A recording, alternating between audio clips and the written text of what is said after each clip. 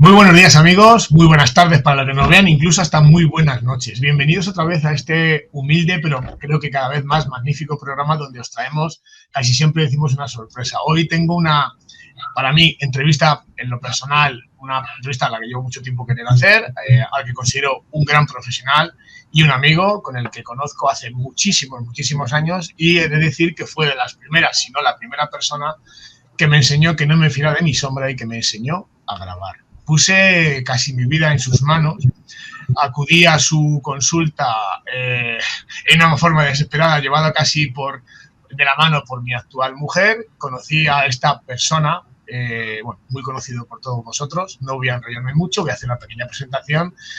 Y para mí, repito, es un gran profesional, conocedor del daño que se produce en los menores por parte de los adultos cuando nos separamos. Habría que enseñar a los adultos a separarse. Y paso a hablar de esta persona, que repito, en lo personal le tengo mucho cariño.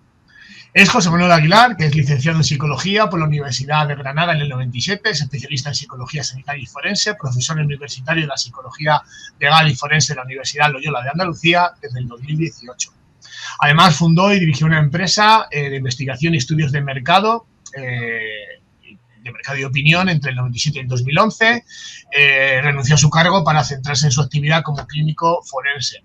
Su actividad diaria se reparte entre la atención a pacientes clínicos, elaboración de informes periciales para juzgados y tribunales. Ha escrito multitud de libros, que os animo, y pondré luego en la descripción del vídeo los enlaces para que podáis ver y comprar sus libros, porque son verdaderas maravillas desde el punto de vista pragmático y además a nivel clínico y científico.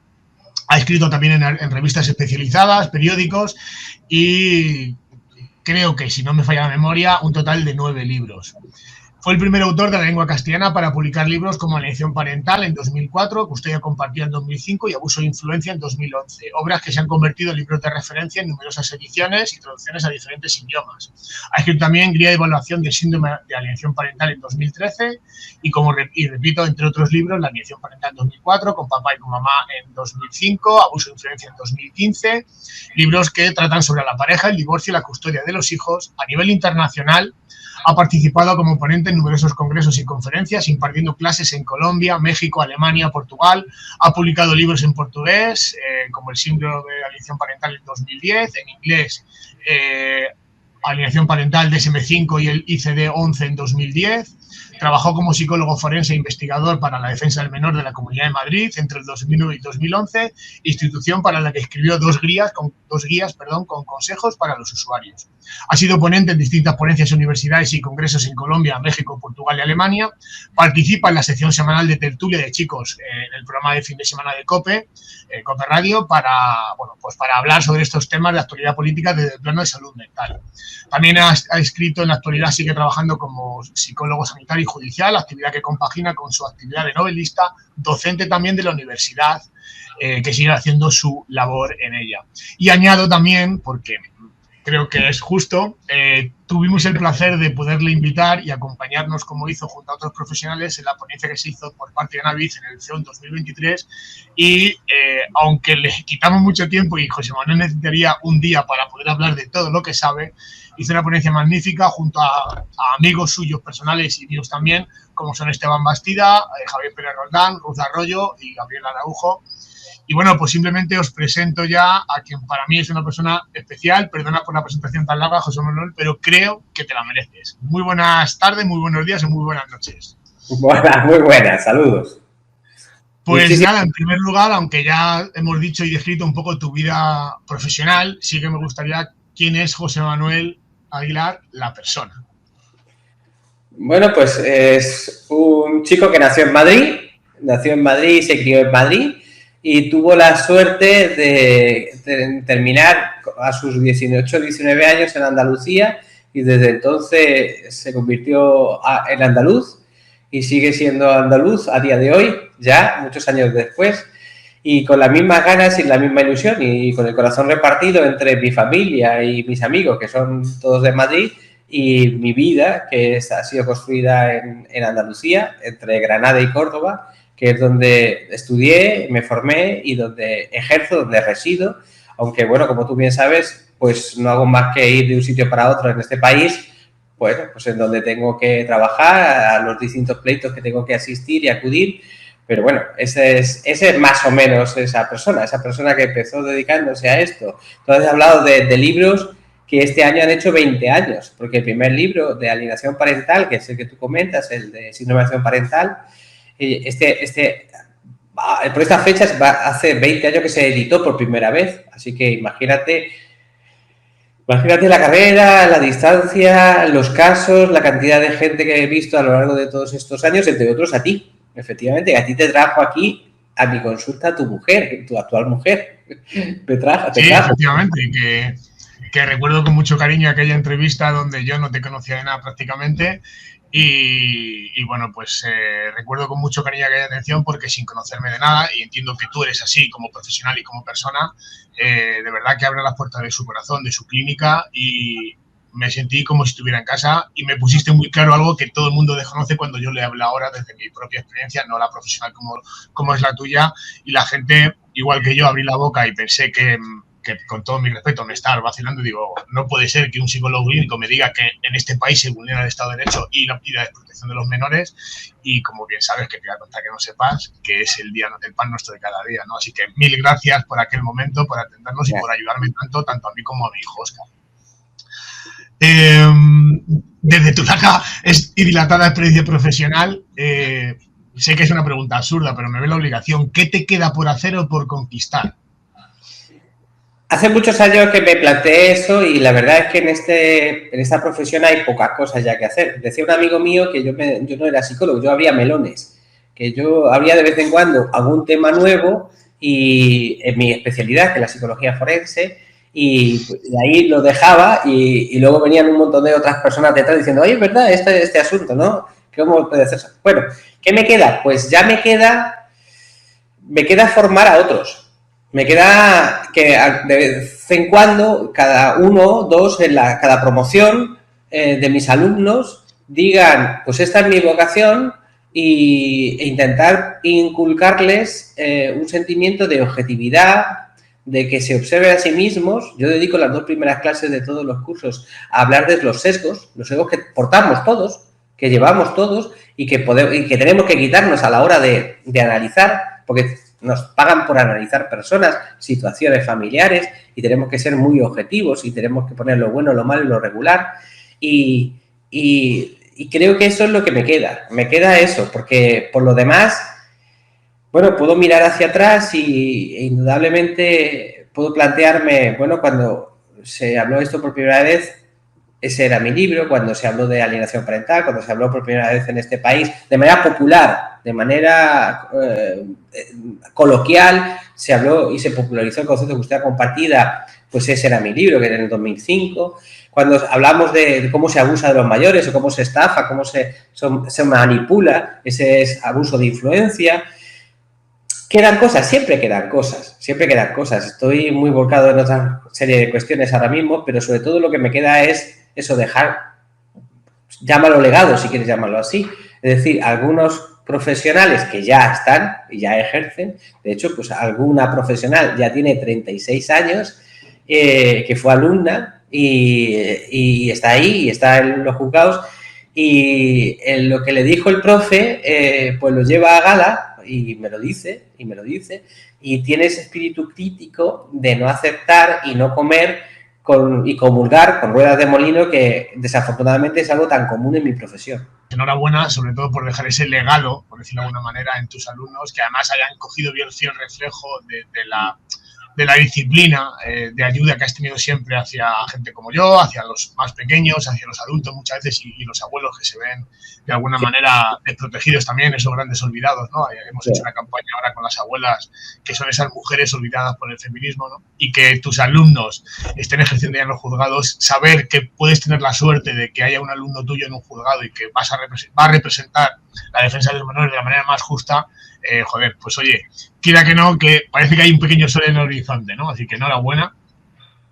También me gustaría, porque una persona, mira que la psicología es amplia, ¿qué te lleva a investigar y meterte tan dentro con todo lo que ha conllevado, a nivel personal y personal, o sea, personal y profesional tuyo, ¿qué te ha llevado a meterte en la protección a los menores? ¿Por qué investigar algo que sabes que a todas luces, bueno, pues el feminismo ha intentado destruir, tanto vidas personales, desprestigiar a los que habéis luchado contra esta enfermedad, ¿no?, del siglo XXI, que es la alienación parental? ¿Por qué una persona como tú decide involucrarse en un tema tan peliagudo y tan bueno como es este?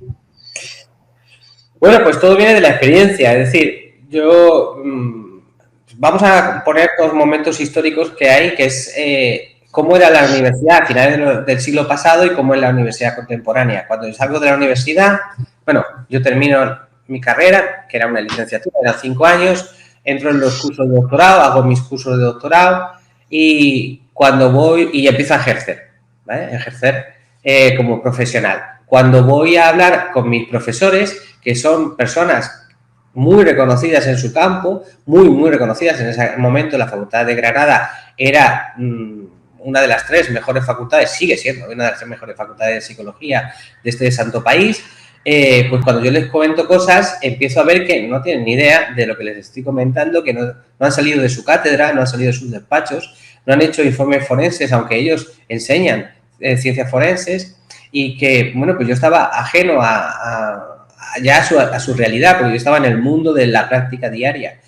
Eso ha cambiado. La universidad ahora, cuando a mí me llaman para ser profesor de la universidad, me llaman porque destaco como profesional de la psicología forense, y entonces dicen, no, yo sabemos que eres de los mejores como psicólogo forense y queremos que lo enseñes. Sí, la universidad, eso ha cambiado enormemente, ¿vale? Ya no somos esos catedráticos que están metidos en su habitación llenos de libros y escriben desde la teoría, ¿no? Somos los profesores que venimos de la práctica y nos reclaman, ya sé que llevas 20 y tantos años de profesión, pues ven y enseñas a los alumnos. Entonces, ¿qué ocurre? Pues que viene... ¿Por qué empiezo con todo esto? Pues de encontrarme en el despacho, De hecho, fue un asunto entre un norteamericano y una española en el que me plantea estas cuestiones, me habla de este asunto y me habla de, bueno, esto es como lo que decía en mi país, dice el profesor Richard Gray, que era un profesor de medicina de la Facultad de Medicina de Columbia, y ¿qué te parece? Y ahí es cuando empezamos a ver y a explicar las cosas de una manera distinta. De hecho, me sirvió como puente Bob, se llama, sigue vivo, gracias a Dios, Bob Robert Feldman. Amigo, se convirtió en un gran amigo, me sirvió como puente para los libros que no podía conseguir, que me los trajera de Nueva York, me los mandaba de segunda mano y demás. Entonces yo le pedía libros sobre estos temas. Estados Unidos estamos hablando de un tema que en Estados Unidos empieza a publicarse en los años 80 y nosotros estamos hablando que empezamos a empezar a debatir sobre estos temas primero en este siglo, en 2000, 2001, 2002, que el primer libro que se publica en castellano en el mundo es el 2004, que es el mío. Es decir, ya llevaba mucha trayectoria y ahí es donde arranca todo este asunto y esa como la tuya, pues esa amistad la sigo manteniendo. Este es un hombre pues, norteamericano, está retirado, jubilado, ya está jubilado, sigue jubilado en Nueva York, pero cuando viene a España pasa por Córdoba para vernos. Y bueno, de ahí vienen todas estas cuestiones, que es un poco azaroso por un lado, pero se juntó el hecho de que yo me encontraba con estas situaciones y que él me dio la oportunidad de decir, pues podría ser esto, y pues vamos a estudiarlo, a ver si puede ser esto, si esto explica todo esto que me estoy encontrando. Repito, desde tu larga experiencia profesional y desde esos orígenes, ¿no? Como un psicólogo, pues como la carrera profesional lleva muchas ramas, te encuentras, como bien has dicho, con casos como estos y empiezas a experimentar, a hablar y decir, oye, pues esto hay que publicarlo, hablarlo y sobre todo investigarlo, ¿no? Pues desde esa misma experiencia, ¿cuáles son los casos o los que más te han marcado? ¿Qué casos han sido los que más te has llevado a casa y has tenido que rumiar, es decir, madre mía, ¿cómo se puede llegar a esto? ¿Qué casos han sido los más dramáticos? Bueno, sería difícil decir cuáles no son dramáticos, pero bueno, por ejemplo, ver cómo una persona es condenada a 10 años por una denuncia que es insostenible, pero que se considera, y que cuando va a salir a sus 10 años, después de salir a 10 años, se le pone otra denuncia por parte de la misma persona para que esté otros 10 años más en prisión. Eso lo he visto yo. sabiendo perfectamente que ni una se sostenía ni la otra. Casos, pues, hombre, a mí me duelen especialmente los niños, yo estoy aquí por los niños, los papás, las mamás, indudablemente son mi trabajo, pero yo tengo mi principal, fundamental papel es cuidar a los niños. Cómo se simula entender que un progenitor ha lesionado a su hijo para que pareciera que ha sido abusado con meses de edad, eso es duro, eso es complicado y es difícil de asimilar, ¿sabes? Pensar que es la persona que debiera protegerlo, más debiera protegerlo en el mundo, todos debemos proteger a los niños como sociedad, pues es la persona que ha generado ese daño. Esos son los asuntos. También, por otro lado, también el martes me hicieron una pregunta, dice, ¿tú por qué sigues en esto? Y me lo hizo un niño que tiene 26 años, un niño que yo conocí con 14 años y que tiene 26 años. Y le dije, pues porque de vez en cuando consigo sacar a niños como tú. Él fue un niño alienado, y es mi paciente. Y nos vemos una vez al mes, viene de otra ciudad, le tengo muchísimo aprecio a su madre, que fue la persona que sufrió toda esa alienación, pero consiguieron salir y en este caso, pues conseguimos solo, vamos a decir, proteger y cuidar a uno de los dos, porque había dos en esa relación y el otro desafortunadamente lo hemos perdido, pero verlo, que ha estudiado, que se ha convertido en ingeniero, que me estaba contando que se iba a meter en una casa, que iba a dar la señal de una casa y comentar de que si salía, que si conocía a una chica, que no sé qué, pues es lo que hace que estés aquí al final, porque si solo miras lo previo, lo que te he dicho al principio, pues indudablemente está uno mucho mejor y más además con las opciones que yo tengo, pues yo me podría quedar en mi consulta y viviría tranquilamente, o me podría quedar en la universidad y viviría tranquilamente. Pues es lo que hace que me merezca la pena de vez en cuando y mira uno, y cuando lo reflexiona, incluso te lo preguntan ellos mismos, ¿por qué sigues aquí? Pues son ellos los que hacen que uno siga aquí. Hombre, yo vuelvo a repetir y no es, sabe José Manuel que me conoce hace muchos años, no soy una persona de echar flores, pero gracias a personas como tú, en este caso a ti, yo en parte debo a ti, a mi familia, a mi mujer, a mi abogado, pero especialmente a ti, que fue el primero que me metiste o que me enseñaste a vivir en este mundo, sobre todo a sobrevivir. Gracias a ti estoy aquí. O sea que, fíjate si ha llovido desde que nos conocimos. Como profesional igualmente, quiero que aquí, sé que te mojas siempre, pero me gustaría que la gente viera que estos iluminados de un lado y de otro políticos, que piensan que la elección es un bulo hecho por los machismos, que los psicólogos aquí estáis aportados un poco más que, bueno, pues que son objetivaciones, que no hay un fundamento clínico, ¿no? Que me consta que lo hay sobradamente a nivel internacional. Pero para que la gente, quiero que seas lo más crudo y duro que puedas, que lo eres siempre a nivel público.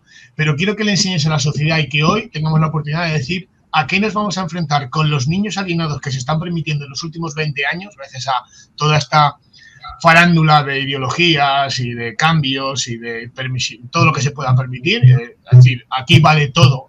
Para destruir al progenitor, pues vamos a destrozar al niño previamente para hacer daño. ¿A qué nos vamos a enfrentar a nivel psiquiátrico y clínico con los niños que están siendo alienados durante los últimos 20 años? Bueno, pues esto es lo que está produciendo, ahora que mis niños ya tienen 35, 30, 26 años, como te he dicho antes, está produciendo la siguiente generación de maltratadores y la siguiente generación de víctimas. Es decir, hablando en plata, somos lo que mamamos. Entonces, ¿qué tendemos a hacer? Pues repetimos modelos y repetimos esquemas que hemos aprendido el de infancia, nos guste o no nos guste. Y eso es así. Podemos ser conscientes de ellos tras un trabajo de reflexión, tras un trabajo terapéutico, o no conscientes de ellos y hacerlos de manera automática porque fue lo que nosotros aprendimos, lo que hemos comido desde chiquititos y lo volvemos a repetir. Con lo que la siguiente generación de maltratadores y maltratadoras pues está servida, porque aprendieron y aprendieron a fuego. Aprendieron desde la más tierna infancia y lo interiorizaron. Estamos aprendiendo, estamos enseñando a niños, por ejemplo, a niños y a niñas que están aprendiendo a mentir delante de un juez. Y cuando eso lo hacen con 7, con 8, con 10, con 14 y ven que funciona y que le dan la razón, pues no quiero imaginar, simplemente le planteo, imaginar ustedes qué harán con 25, con 30, con 35 años. Y luego lo más triste aún, si esto ya es duro, lo más triste, estamos haciendo la siguiente generación de víctimas, de niños sumisos que no han tenido la oportunidad de decir que no, de poner en crítica lo que mamá o papá les inculcó, y son personas con unos trastornos de dependencia extraordinarios, trastornos límite, que son el futuro paciente que vas a tener, en donde si no ahondas bien en una historia clínica, en su anamnesis, a nivel tanto biológico, psicológico y social, nunca vas a descubrir realmente de dónde viene todo eso. Solo cuando realmente ves los conflictos que ha tenido que soportar, la presión que ha tenido que soportar, la manipulación a la que se ha visto sometido, entiendes de dónde viene su origen como terapeuta, como profesional a nivel clínico y cómo eso lo repite, y solamente entendiendo eso podrás ayudarlos. ¿Qué secuelas? Porque yo estoy, no digo harto, porque más harto estás tú, bueno, harto en el sentido de repetir y que la gente no lo crea hasta que lo vio en sus propias carnes, ¿no? Por eso denominé hace muchos años el síndrome de la avispa, tanto porque te denuncian como que sufres alienación parental, la sustracción de menores, que te tutelen un hijo de la noche a la mañana. ¿Qué secuelas tienen los menores? Porque es un tema que a mí me apasiona y lo he vivido en mis carnes. Tienes que separar a un hijo cuando haces que inyectas ese veneno, ¿no? Cuando te pica el escorpión o la avispa, metes el veneno del odio hacia el otro progenitor. Y entonces haces que ese menor se separe, o bien lo separas por la fuerza de manera física, lo impides, o le metes el veneno en la cabeza para que empiece a odiar al otro progenitor. ¿Qué secuelas a corto, medio y largo plazo tienen esos menores a los que les desaparece la figura? Normalmente suele ser la paterna, pero ¿qué le pasa a esos niños que con figuras paternas o maternas desaparecen de la noche a la mañana de sus vidas? Pues lo primero inmediato es que pierden la mitad de su red social y de sus posibilidades de ser protegidos y de ser educados. Eso es lo fundamental, porque además aquí debemos de entender que ya no solo se pierde a mamá o a papá, sino que se pierde a los abuelos, a los primos, a los titos, a las titas. Se pierde todo esa rama familiar y se pierde todo eso que te puede aportar. Y de hecho es así. Segundo, son educados en el odio. No hay mayor dolor para un ser humano que odiar. No es odiar, tengas motivos o no tengas motivos, me da absolutamente lo mismo. El odiar, el primer lesionado eres tú, el primer enfermo vas a ser tú, porque a lo mejor incluso el que odias o lo que odias ni se va a enterar jamás.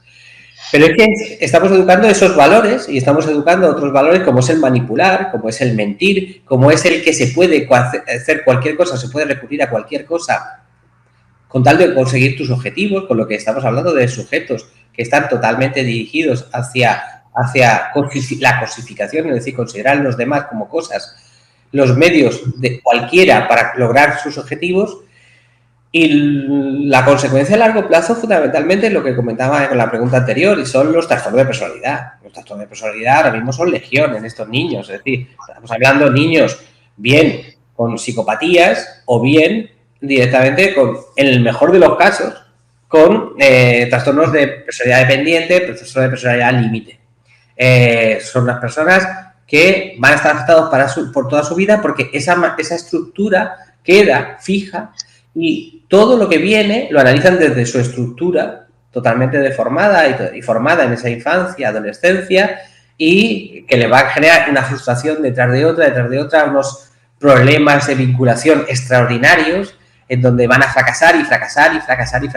Todos los demás considera que, debido a toda esta situación y toda esta construcción social que se ha hecho, esperamos que la generación que ahora mismo tiene los Z, que se llaman, lo que han nacido desde más o menos en el 2000, el 45% de las mujeres nunca tendrán pareja. Nunca van a tener pareja, se van a vivir solas.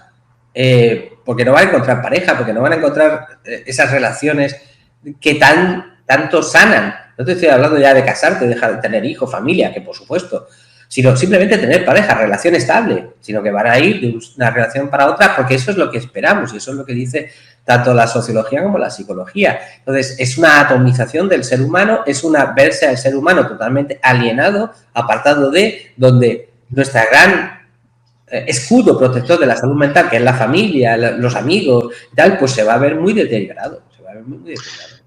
Te escuché en alguna ocasión, y creo que ha sido recientemente, hablas, en esta misma línea, ¿no? Hablas de que esas secuelas pueden traducirse, entre otras muchísimas cosas, y esto me llamó la atención y dependiendo de la edad, y me gustaría que eso sí que me lo explicaras, porque yo tengo mi propia experiencia, ¿no? Pero me gustaría que la gente entendiera por qué dependiendo de la edad surgen problemas de irritabilidad, pérdida de conducta de exploración, que eso me gustaría que lo explicaras, problemas de identidad sexual, con todo lo que conlleva, trastornos de sueño, ansiedad, depresión, entre otros muchísimos problemas. Te oí escuchar esto y dije, quiero que José Manuel hable de esto. Vamos a coger la conducta de exploración, que es una... Todo el que ha tenido una relación, aunque sea tu sobrino, ya no te quiero decir tu hijo, con un niño pequeño, sabe que es lo primero que quiere es explorar el entorno. A poco que se mueven, sin apenas moverse, quieren tocar, quieren ver toda la habitación, a ver cómo funciona esto, abrir un cajón, abrir un armario, y ahí están los padres intentando que ese niño no se pille los dedos y no se abra la cabeza con la mesa y tal. Pues claro, que esa es nuestra naturaleza. Podríamos plantearnos 100.000 años atrás, pues un homínido que está mirando al horizonte y dice, ¿allí qué hay? Pues vamos a verlo. Hoy en día diremos, ahí hay un monte, vamos a subirlo. Y tú dices, ¿para qué? Pues porque está ahí. O sea, eso es lo que hacen los alpinistas. O los submarinistas si van para abajo. Yo eso lo he hecho también. Entonces, eso es fundamental. Pero claro, si eso lo tienes, lo castras. No vayas, no, ten cuidado, no hagas esto, no hagas lo otro, no hables con esa persona. Pues estás limitando a ese sujeto para que experimente. Estás limitando a ese sujeto para que sea capaz de enfrentarte a ti y decir, no, esto no me gusta. No, esto no lo quiero. Yo prefiero este azul en vez de este rojo. Y eso es lo que estos niños están perdiéndose.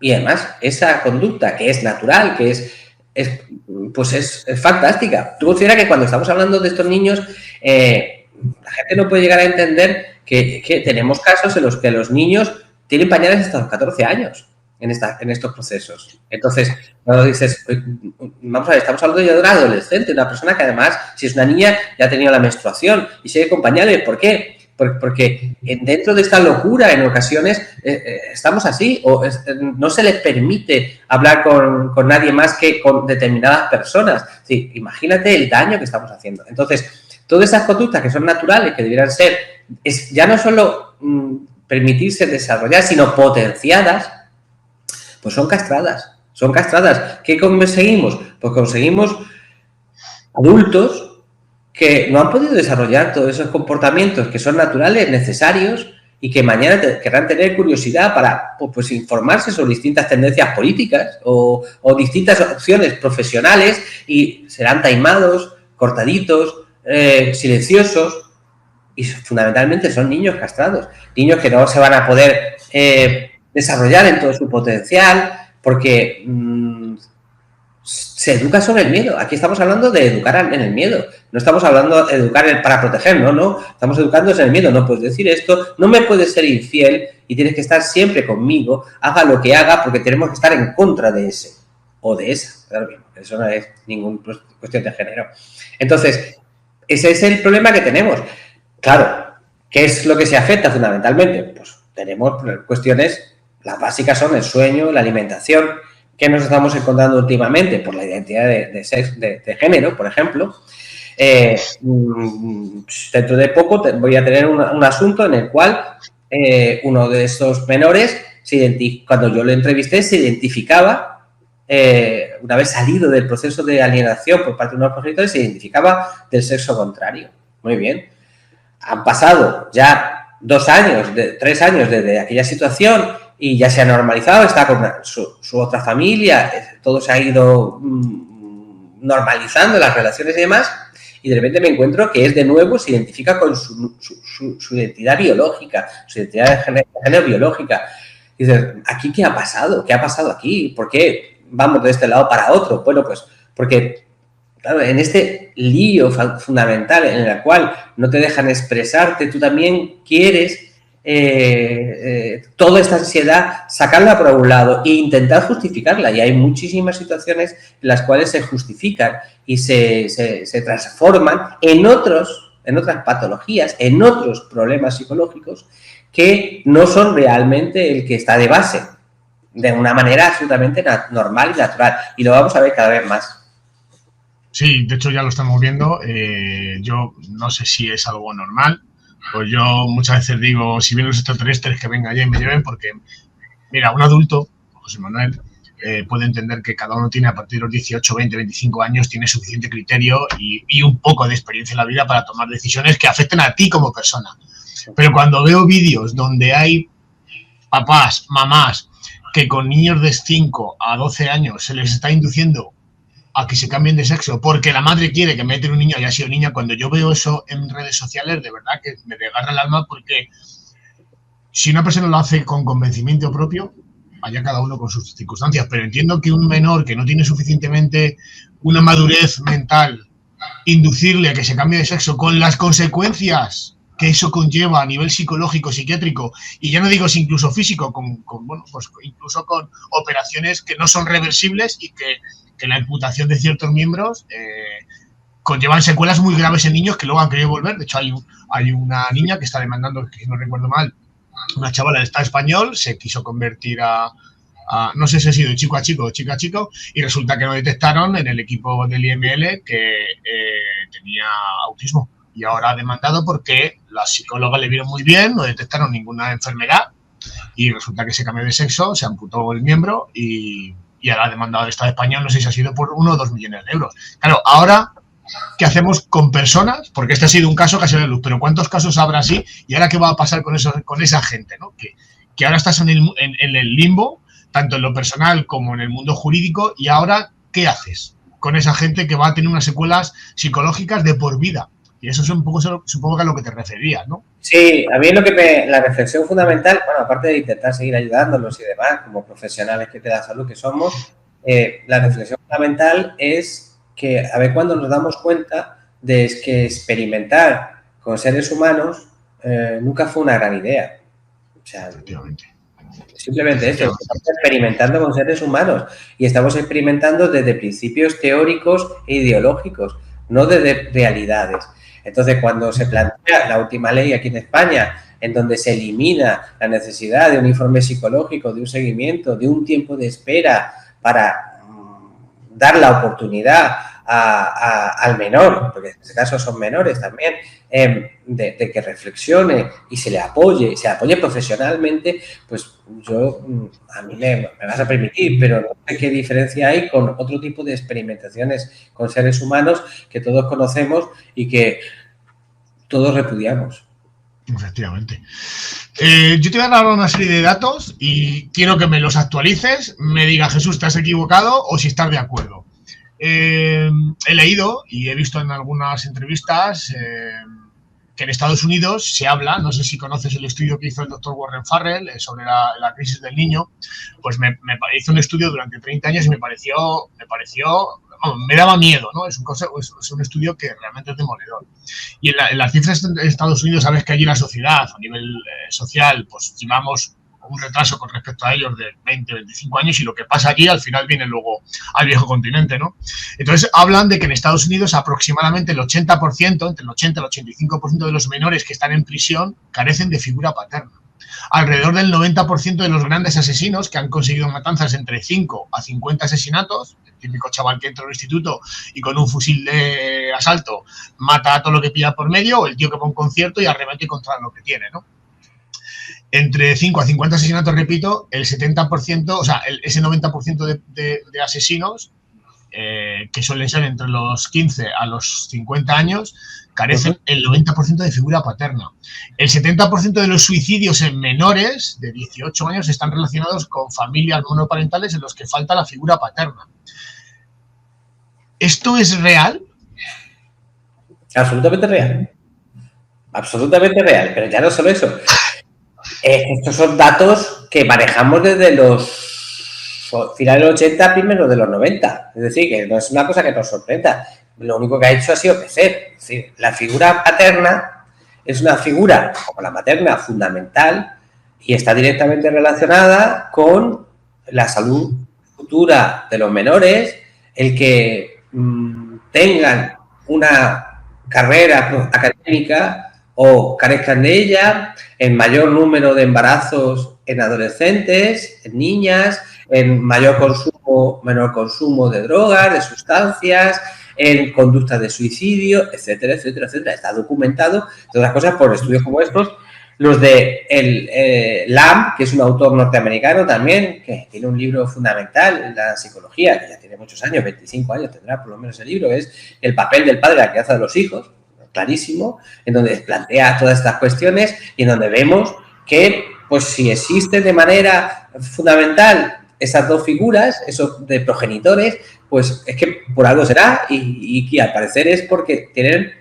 una capacidad de un valor de protección y un valor de formación que implica que cuando están ausentes, pues se generen todos esos tipos de problemáticas y cada vez más y alejadas de ideologías, alejadas de, por ejemplo, cuestiones de género, cuestiones de raza, porque, por ejemplo, en Estados Unidos, con el tema de los niños nacidos, los niños afroamericanos, donde solo tienen la figura femenina, una cuestión muy frecuente, también en la comunidad blanca, también en la comunidad asiática. Entonces, ¿qué nos está planteando? Nos está planteando el fundamental e imprescindible, insustituible papel que tienen las figuras parentales y que si se elimina alguna de las figuras parentales, pues tenemos todos estos problemas. En la misma línea, como tengo la oportunidad de tenerte aquí hoy, estaba buscando más datos, pero yo creo que con lo que nos has dicho ya, además, te lo digo de corazón, deseaba que me digas, Jesús, estás equivocado, esa cifra es una... Pero sí que es verdad que me había documentado bastante y la verdad es que incluso he visto que el 63% en España de las mujeres que están en prisión han carecido de figura paterna. Es decir, que esto no afecta solamente a los chicos. A los chicos les afecta, por ejemplo, el abandono escolar, es mucho más frecuente y más alto en los varones. Pero claro, el abuso de sustancias, la iniciación de las relaciones sexuales en niñas ha bajado. Lo que hablaba con una pediatra del Hospital de Madrid, un hospital muy importante que además se dedica en urgencias a la zona de pediatría y adolescentes. Y me decía, Jesús, es que las relaciones sexuales han bajado las niñas hasta los 10 años. Sí. Claro, yo tengo hijos, pero José Manuel, a mí estas cifras me asustan como padre, como ciudadano, como sociedad. Mi pregunta que te hago, y no te quiero poner ningún compromiso, el sistema legislativo y el sistema judicial permitiendo ese tipo de cosas, es decir, arrancando de un niño con un proceso de separación, arrancando la figura paterna, está permitiendo que se cree ese ejército potencial de asesinos, víctimas y violadores o maltratadores, porque no se está poniendo coto a que, oye, la figura paterna es algo fundamental en el desarrollo emocional y evolutivo de un niño. Si arrancamos esa figura paterna con la conciencia de un juez y el sistema legislativo que estamos generando como sociedad en un futuro, ¿no? Entonces, ¿son conscientes de lo que están generando en esas sentencias y con esas legislaciones absurdas de los últimos 20 años? No, pero por eso no son conscientes, porque sencillamente que estás hablando de dos temas totalmente que trabajan con tiempos totalmente diferentes. Los psicólogos trabajamos, los profesionales de la salud trabajamos con una proyección de futuro, es decir, no, esto no le viene bien al niño ahora, pensando que no le viene bien al niño ahora y porque además hay que educar, estamos educando a un adulto. Es decir, siempre estamos trabajando en esa perspectiva de futuro. El político está trabajando con el aquí, el ahora y al cuarto de hora, nada más. Y ese es su horizonte, porque como mucho se puede extender a las siguientes elecciones, pero ya está.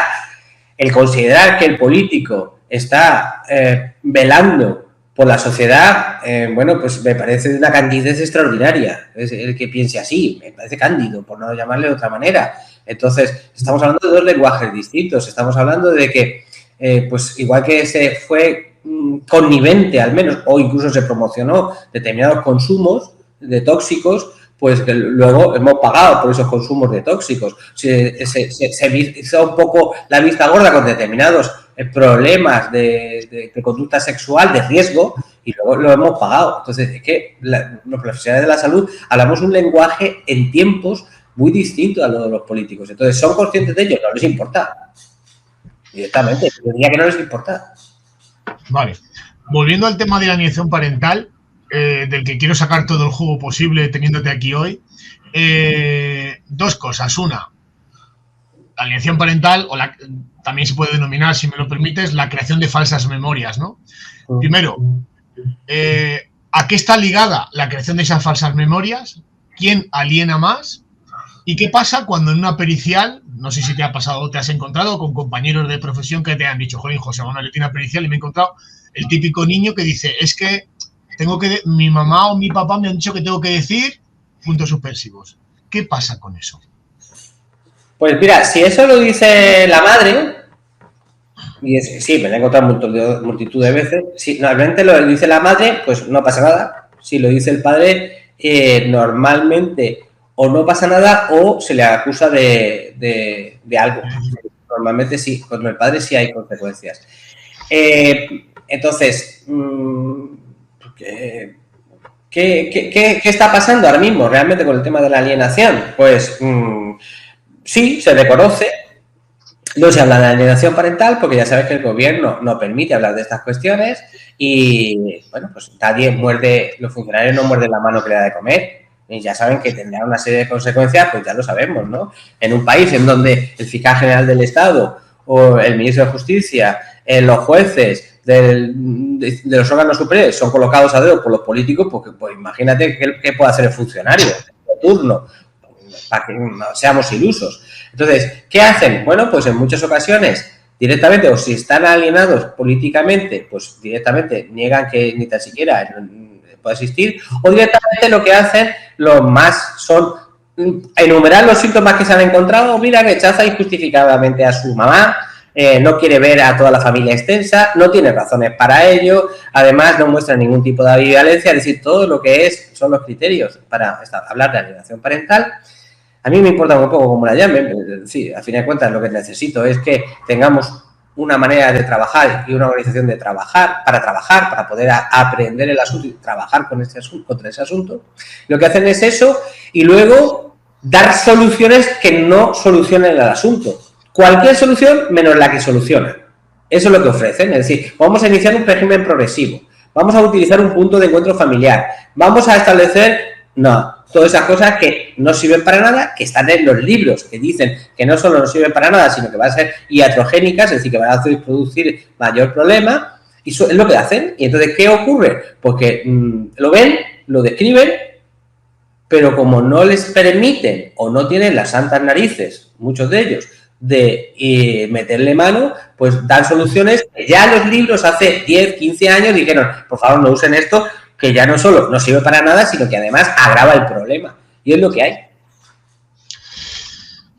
En la temática sobre custodia compartida, que también has hablado largo y tendido, como repito, experto en materia, esto es una cosa que se me ha ocurrido. ¿Crees que sería necesario, por no decir obligatorio, políticas, iniciativas también de medios de comunicación, como sabes, comprados por el gobierno de turno, organizaciones, fundaciones, instituciones públicas que se divulgaran incluso en la elaboración de material escolar y que enseñe a los niños, igual que quieren enseñar a los niños a hacer planchar, coser, que son como hacen en Japón, ¿no? Que todo el mundo hace de todo, cosa que me parece genial y coherente, pero ¿crees que habría que empezar a enseñar a los niños para evitar ese futuro maltratador o futuro persona víctima? Cuando digo maltratadores hablo plural, no quiero inclusivos porque claro, maltratador siempre se asocia a hombre, ¿no? Hoy actualmente, ¿no? Pero cuando digo mujeres y hombres maltratadores y víctimas, ¿crees que sería necesario cambiar el sistema y que se inculque a los menores desde pequeñitos en las aulas que sepan que de mayor puedes tener un amigo que mañana no te juntas? Pues mañana vas a vivir con una persona, vas a tener una familia y mañana, como dices, ya no te junto, pues ya no te quiero, ya me divorcio. Y enseñar a los niños relaciones de saber separarse cuando sean adultos y no dañar a esos futuros hijos, ¿sería necesario? Yo creo que educar emocionalmente es fundamental y es algo que no se hace. Que habría que estar educando a cómo negociar, cómo llegar a acuerdos, cómo entender al otro, cómo aceptar al otro.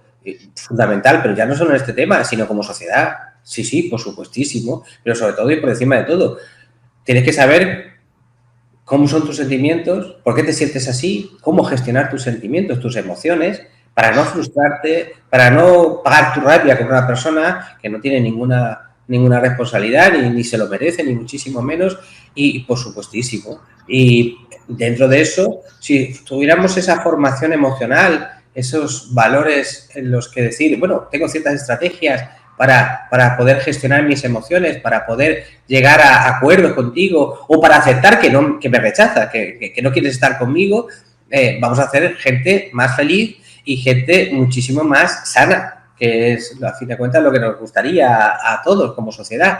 Sería fundamental. Igual que, por ejemplo, hay una cosa también tremenda, o sea, a partir de cierta edad tienes que gestionar tu economía, no hay educación financiera, o sea, es una cosa sorprendente. Cuando tienes que estar continuamente, pues si no contratando, sí cogiendo servicios o si no metiéndote tú en deudas que a lo mejor muchas veces no llegas a alcanzar realmente a conocer la profundidad del asunto, de la problemática que te puedes plantear. Pues sí, mientras tanto, pues estamos gastando el tiempo en un montón de otras cosas que a lo mejor pues siendo importantes también, porque no te voy a decir que no, pero esto está totalmente ajeno a lo que es el currículo académico. Con temas de custodia compartida, también en la misma línea, según tengo entendido, y repito, aquí el experto eres tú, yo soy un simple aficionado que escucho datos, si no recuerdo mal estamos alrededor del 40% de custodias compartidas, ¿vale? Como bien sabrás, hay una doctrina del Tribunal Supremo que dice que como preferencia debe darse siempre la custodia compartida, a no ser que sea algo excepcional, por recomendación de algún examen psicológico clínico o por estación de una condena, como dice el artículo 92.7, de eliminar que un padre condenado o una madre condenada tenga la guardia y custodia, ¿vale? Si esos datos son así, como me vas a corroborar tú, si es un 40, es un 45, un 35, lo que fuera, ¿qué pasa con el otro 50 y tantos %? ¿Por qué no se dan más custodias compartidas cuando es la preferencia que ha dictado el Tribunal Supremo? Bueno, hay mucha casuística en este asunto. Realmente, la tendencia que ves en los juzgados es hacia la custodia compartida como preferente y luego a la monoparental si no hay posibilidades.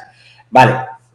¿Qué hay? Pues hay mucha gente que todavía entiende los roles separados y van a una custodia monoparental, no porque no pueda, no, por ejemplo, porque sea incompatible con su trabajo, porque viaja constantemente de lunes a viernes o por sus horarios, sino porque sencillamente aún hay determinadas, sobre todo especialmente en determinadas zonas de nuestro país, en donde hay todavía esa visión pues un tanto anacrónica. Hoy en día, ciertos sectores de la población que son muy mayoritarios también. Lo predominante en una población, sobre todo urbana, sobre todo, por ejemplo, en grandes ciudades, Madrid, Barcelona, Málaga, es la custodia compartida. La custodia compartida sin ninguna relación, por ejemplo, o distribuida a lo largo de distintas clases sociales, grupos sociales de formación académica y demás. Esa es la tendencia. Recordar que en 20 años pues venimos de un 2% de custodias compartidas, algo totalmente residual, a un 44, 45% de media del país de custodias compartidas. Entonces, ahí todavía hay mucho que recorrer, en el sentido de que debemos de entender la custodia compartida como la principal medida de conciliación de la vida familiar y laboral en la mujer. Sí, realmente en la mujer, que es la que normalmente se queda con los chiquillos, mientras el caballero pues se desentiende, paga o ve a los niños 2 fines de semana al mes. Bueno, pues, mira, que esto no es una solución viable o no debería ser la viable. Sí, cuando no hay manera, o sea, no hay otra manera, no hay otra opción, o cuando hay, bueno, por distintas circunstancias, pero todavía tenemos mucho trabajo que recorrer y como sociedad en general, si hablando como sociedad, creo que todavía nos queda mucho para integrar lo que es la equidad en nuestras vidas y sobre todo en nuestras relaciones con nuestros hijos. ¿Por qué crees que es tan odiado el término alienación parental? Algo que, bueno, como bien has comentado anteriormente, bueno, pues prácticamente se ha vetado a nivel jurídico, se ha dado orden desde el propio ministerio que no se puede utilizar, cuando se supone que la justicia y el político tienen que estar, como dice Montesquieu, deberían estar separados, la separación de poderes, pero bueno, se ha catalogado y ahora se llama abuso psicológico, conflicto de lealtades, cada uno, o cada profesional o cada país le da una terminología, al fin y al cabo es es malmeter y producir un daño en la mente del menor contra otro progenitor. ¿Por qué se ha menoscabado, maldito este término, asociándolo a, no sé si su creador o su descubridor, que fue Richard Gardner? Todo el feminismo habla de que está asociado al mundo del abuso de menores, cuando no hay una sola sentencia, ni ninguna publicación, ninguna sentencia judicial en ningún país, especialmente en Estados Unidos. Y esto lo asemeja siempre a la izquierda, ¿no? Esto es muy fácil. Vamos a ver, hubo una serie de conceptos. El mismo odio había hacia la custodia compartida por parte del ámbito de la izquierda y del feminismo. Lo que pasa es que es una tendencia que no ha podido machacar, pero recuerda que las primeras épocas, estamos hablando de 2007, 2008, 2009, se hacían congresos feministas diciendo que la custodia compartida era una forma de maltrato hacia la mujer. O sea, de ahí venimos, es decir, que esto es así, es lo que hay, y con dinero público, todo con dinero público. Entonces, son banderas que se cogen, banderas que funcionan, que sirven como crisol. ¿Por qué? Porque hay que darle contenido al odio, y ya está. A mí, José Manuel, permíteme, ¿por qué no se hace ese mismo crisol con la verdad? Porque creo que ambos defendemos siempre la verdad, y además desde el punto de vista, yo no desde el punto de vista científico porque no lo soy, pero sí desde la verdad, el criterio y los datos. ¿Por qué lo mismo no se ha hecho con un señor al que se le ha tapado? Ha sido uno de los ideólogos que trajo la izquierda en los años 2002-2003, antes del origen de la ley de la violencia de género, y el señor, por ejemplo, Jorge Corsi, abanderado por la izquierda y aclamado por las olas feministas, fue el creador, junto a otros ideólogos del PSOE, de la ley de la violencia de género, y ese señor ha sido condenado por abuso a menores en Argentina, el que ha entrado incluso en prisión. Habían ido Miguel Lorente, Juan Fernando López Aguilar y un largo etcétera de personajes arraigados a este ideólogo de extrema izquierda, y resulta que Gardner era X y ese señor es un sol caído del cielo. Pues porque sencillamente ellos dominan el relato. Ya está. Tenemos los otros partidos políticos se han desentendido del relato y ellos manejan el relato, y el relato construye la realidad. Ya está, no existe la realidad, solamente existe el relato. Y como manejan y dominan el relato, pues tienes que ver últimamente, en esta misma semana, las conferencias de prensa que, bueno, pues resultaban realmente desagradables, ver cómo los periodistas con muchísimas posibilidades de poder hincarle el diente al gobierno de turno, bueno, pues son complacientes, son suaves, bueno, pues es que eso es lo que hay, es que eso es lo que tenemos. El relato es lo que construye la sociedad. Ahora, ¿qué ocurre? Pues mira, me he pasado toda mi vida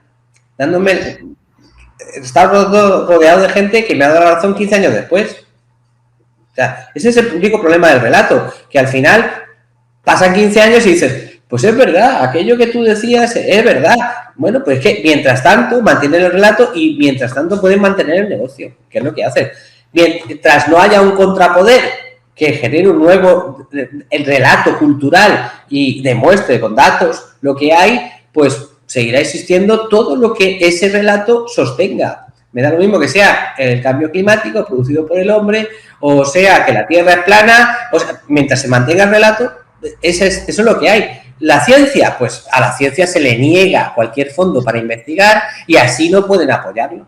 No pueden apoyar con datos reales las circunstancias. Ahora, ¿qué ocurre? Pues que, claro, tienen que meter, supongo que los expatriarán a miles de madres y padres de este país que están sufriendo esto y que se ven sin representación ninguna. ¿Por qué? Porque no hay un contrapoder al relato oficial, al Main Street, que contrabalancee eso que se está contando. Entonces, de vez en cuando, pues aparecen, como me ha pasado a mí esta semana con mis alumnos, cuando yo les pongo las grabaciones de los niños contando burradas y barbaridades, grabaciones reales, de las que tengo autorización por parte de los padres, totalmente anónimas, pero las que tengo autorización por parte de los padres para enseñar a los alumnos se quedan ojipláticos diciendo, pero esto pasa en los juzgados. Digo, pues sí. ¿Por qué? ¿Por qué ojipláticos? Porque han escuchado un relato durante toda su vida y cuando llegan a la realidad dicen, no me lo puedo creer. ¿Cómo puede ser esto? ¿Cómo puedo estar engañado? No me he engañado 20, 21 años. Pues, chico, es que sí, es que te están engañando. Es la realidad. Para terminar, que sé que eres una persona súper ocupada y necesitas de vez en cuando respirar, comer y vivir, no puedo dejar pasar esta pregunta porque te tengo la oportunidad y me gustaría que me hablaras un poco de un caso por el que mucha gente te descubrió. Jesús, ¿has visto esto? Digo, sí, hombre, si es amigo mío hace ya, pues fíjate, casi 15, 18 años. Y salió una noticia en la que sale Ana de Silva, Teo Leandres, y tú sales en la portada de varios medios de comunicación, además sale tu nombre, de un caso que yo he seguido, que además hemos compartido en privado y que hemos cambiado impresiones. Les he entrevistado hasta en 2 ocasiones y creo que es uno de los casos, no sé, más surrealistas que me he encontrado, y además que por fin ha tenido...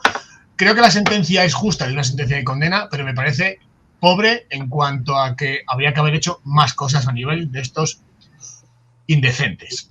¿A qué me refiero con esto? Hay una sentencia, para los que no lo sepan, José Manuel Aguilar junto a Ana de Silva participan como letrado y él como especialista en psicología forense en emitir tanto escritos jurídicos, defensa jurídica de este hombre, de Teo Leandres, y José Manuel tiene la suerte, la desgracia, para mí es una grandísima suerte que aparezca en un medio de comunicación con esta noticia, y es que consiguen ambos, con la pericia profesional de José Manuel, condenar al ente público de la Junta de Andalucía por mala praxis, porque hay 2 entes, para la gente que no conozca, EICA y Adima, se dedican a la elaboración de informes psicológicos, en este caso, del caso de Teo Leandres, una de las dos entidades elabora informes sobre abusos a menores por parte de progenitores.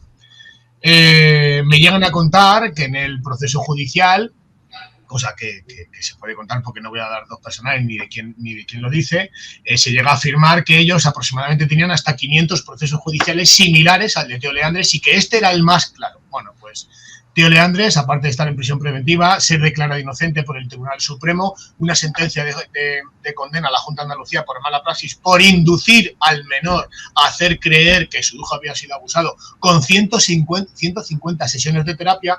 José Manuel nos va a contar hasta donde él pueda cómo elaboras un informe de ese calibre, que entiendo que cuanto más grande es el enemigo, más te creces tú, de lo cual te felicito, y qué se puede hacer para que los profesionales o papás que se encuentren en situaciones similares, que me consta que hay cientos de miles, ¿qué les dirías desde tu experiencia profesional y la personal en este caso, ¿no? Bueno, pues lo que hay detrás son, pues creo que 7 o 8 años de trabajo. Cuando llegué al Superior de Justicia de Andalucía, para ya, una vez que, porque Teo se pasa, si no recuerdo mal, no sé si fueron 2 años y medio o 3 años y medio en prisión, ¿vale? El declarado inocente, sale de prisión, ¿vale? Hay un daño patrimonial a este señor, pero nosotros fuimos contra el organismo.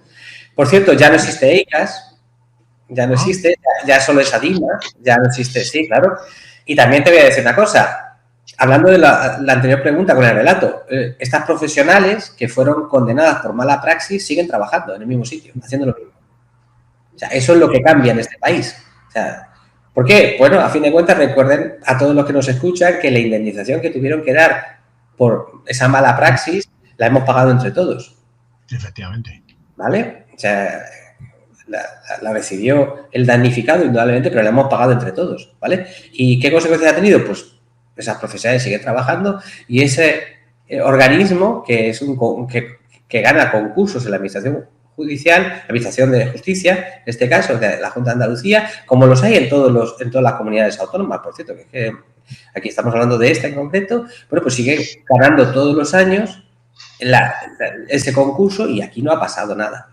¿Qué se debe de hacer? ¿Qué recomendación final para los padres y madres que nos están escuchando? Hay que pelear. Vamos a ver, ustedes son la única posibilidad, la única ventana de oportunidad que tienen sus hijos. Si ustedes desaparecen, si ustedes dejan de pelear, sus hijos están desnudos ante el maltrato. Yo solo tengo a mamás y papás que pelean por sus hijos y para intentar arrancarlos de esa situación. Entonces, ¿qué hay que cuidar? Primero a estos papás y a estas mamás para que sigan peleando, porque son el futuro de estos hijos. Y sin ellos no hay futuro. Yo puedo hacer el mejor trabajo del mundo. Pero si no tengo un papá o una mamá que quiera pelear, no voy a ningún sitio. Entonces, esa es la única recomendación. A veces es horrible, a veces sale bien, a veces los tienes en consulta con 26 años y te dicen que acaban de dar la señal de un piso y eso es lo que merece la pena. Y yo creo que si se lo planteas a cualquier madre o padre de este país, te van a decir, pues sí, esto es lo que vamos a hacer, vamos a seguir peleando, aunque realmente nos estamos enfrentando a todo el sistema con todos sus recursos, por cierto, pagado también con el dinero de todos nosotros. Pues, ¿qué puedo decir, amigo mío? Que te estoy eternamente agradecido por dedicarnos estos minutos, que sé que tu tiempo es muy limitado, que te llevo siempre en la cabeza y en el corazón. Mi mujer te manda un saludo enorme porque te da las gracias.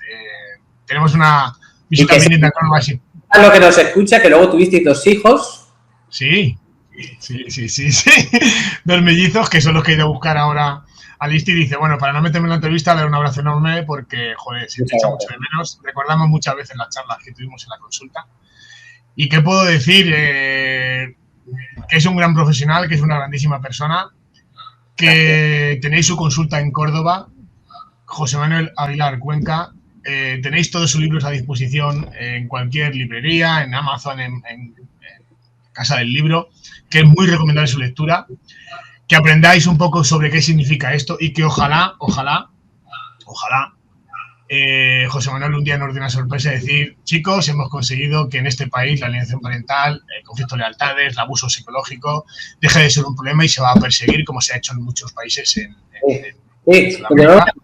por último, si me permites, recordar que lo que aquí se dice que no existe, que no podemos hablar de ello, pues en Rumanía hay una ley profesa para esto, en Dinamarca se sigue, en Irlanda se considera un problema de salud pública junto con el alcoholismo, con el tabaquismo. Es decir, que no es que seamos unos bichos raros, que nos hemos inventado un concepto que lleva en la psicología casi medio siglo. Es decir, que no es de ahora. Es decir, que es este país y sus especiales circunstancias en las que nos encontramos así.